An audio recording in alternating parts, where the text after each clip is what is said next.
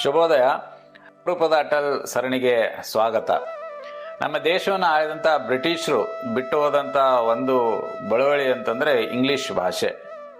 ಸದನದಲ್ಲಿ ಹೆಚ್ಚಾನೆಚ್ಚು ಎಲ್ಲ ಚರ್ಚೆಗಳು ಇಂಗ್ಲಿಷ್ನಲ್ಲಿ ಆಗ್ತಾ ಇದ್ದು.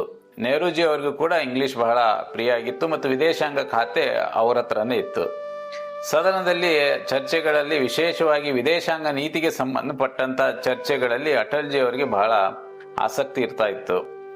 ಆದರೆ ಆಗ ಜನಸಂಘದ ದಿನಮಾನಗಳಲ್ಲಿ ಅಲ್ಲಿ ತಮ್ಮ ವಿಚಾರಗಳನ್ನು ಮಂಡಿಸಲಿಕ್ಕೆ ಇವರಿಗೆ ಕೆಲವು ಸಮಯ ಸಿಗ್ತಿತ್ತು. ಒಂದು 2-3 ನಿಮಿಷ ಅಷ್ಟೇ ಸಮಯ ಸಿಗ್ತಾ ಇರ್ತಿತ್ತು. ಅವರಿಗೆ ಅಟಲ್ಜಿ ಅವರಿಗೆ ಮಾತನಾಡ್ಲಿಕ್ಕೆ ಅವಕಾಶ ಕೊಡ್ಲಿಲ್ಲ ಅಂತ ಕೂಡ ಅವರು ಸಭಾತ್ಯಾಗ ಮಾಡಿದ್ದು ಕೂಡ ನಾವು ನೋಡಿದ್ದೇವೆ. ಸೊ ಇಂಥ ಸಂದರ್ಭದಲ್ಲಿ ಅಟಲ್ಜಿ ಅವರು ಅಲ್ಲಿ ಆಗಸ್ಟ್ ತಿಂಗಳ 1958ರಲ್ಲಿ ಇದು ಘಟನೆ. ಆಗ ಸದನದಲ್ಲಿ ಅಟಲ್ಜಿ ಅವರು ವಿದೇಶಾಂಗ ನೀತಿಯ ಮೇಲೆ ಮೊದಲ ಬಾರಿಗೆ ಹಿಂದಿಯಲ್ಲಿ ಮಾತನಾಡಿದರು. ಇಡೀ ಸದನ ಚಪ್ಪಾಳೆ ತಟ್ಟಿ ಅವರನ್ನ ಪ್ರಶಂಸಿಸಿತು.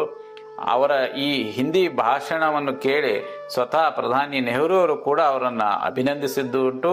ಅಷ್ಟೇ ಅಲ್ಲದೆ ಈ ಇರುವಂತಹ ಒಂದು ಎಷ್ಟೇ ಸೀಮಿತವಾದಂತಹ ಅವಕಾಶ ಇದ್ರೂ ಕೂಡ ಅದನ್ನು ಅತ್ಯಂತ ನಿಖರವಾಗಿ ಮತ್ತು ಪರಿಣಾಮಕಾರಿಯಾಗಿ ಅಟಲ್ಜಿ ಅವರು ಸದನದಲ್ಲಿ ಆ ಸಮಯವನ್ನು ಉಪಯೋಗಿಸ್ಕೊಳ್ತಾ ಇದ್ದದ್ದನ್ನು ನೋಡಿ ನೆಹರೂಜಿ ಅವ್ರಿಗೂ ಅವಾಗ ಅವರು ಸ್ವತಃ ಪ್ರಧಾನಿಗಳಾದಂಥ ನೆಹರು ಅವರು ಹೇಳಿದ್ದು, ಈ ಹುಡುಗ ಮುಂದೆ ಒಂದು ದಿನ ದೇಶದ ಪ್ರಧಾನಿ ಆಗ್ತಾನೆ ಅಂತ ಭವಿಷ್ಯ ನುಡಿದಿದ್ದಂಥ ನೆಹರೂಜಿ ಅವರನ್ನು ಕೂಡ ಇವತ್ತು ನಾವು ಸ್ಮರಿಸ್ಕೊಳ್ಳಬೇಕು.